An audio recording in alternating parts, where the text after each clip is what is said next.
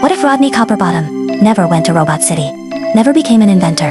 He stays in Rivet Town and never builds his dream into becoming an inventor, and he doesn't believe in himself anymore. He takes down every Big Weld stuff from his house and destroys his invention, Wonderbot, out of pure rage. And he regrets it and cries himself to sleep. He never meets the Rusties, which means he never has friends. Since Mr. Gunk already fired him from his diner, he needed to get a new job. Rodney tried everywhere in his town for a job, but none of them hired him. His dad, Herb, tried to convince Mr. Gunk to give him back the job and that he won't invent things again, but Mr. Gunk refuses, until Rodney found a place where they hire people to write poems, essays, stories, etc. Rodney was really good at writing essays back in grade school, so he decides to pick that job and they hired him. His essays were amazing, but sadly, he only gets a little pay every day without anyone defeating Phineas T. Ratchet or Madam Gasket. There are no longer spare parts, and replacing them with useless upgrades. Rodney had no idea who was responsible for this.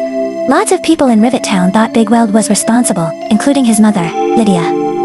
But it was hard for Rodney to believe that his childhood idol would ever ban making spare parts, because that just ruins the "you can shine no matter what you're made of" quote. Rodney decides to fix the outmodes in his town, and everyone was grateful for him, and even paid him more than his job did. One day, his dad, Herb, needed new parts.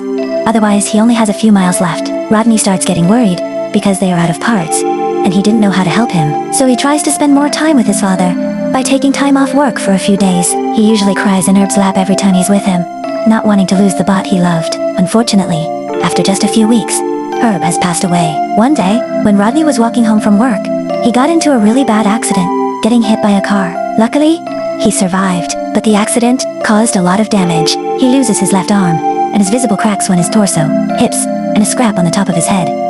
There were no more parts for him, so Rodney's body has been like that ever since.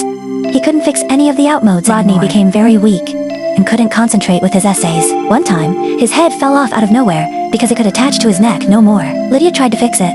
She has learned a thing or two when she was watching Rodney fix the out. Rodney's head was still pretty loose, even after his mom fixed it, but it still worked. Rodney never became an inventor, and never would. He would have discovered himself as a hero that would have saved a lot of bots.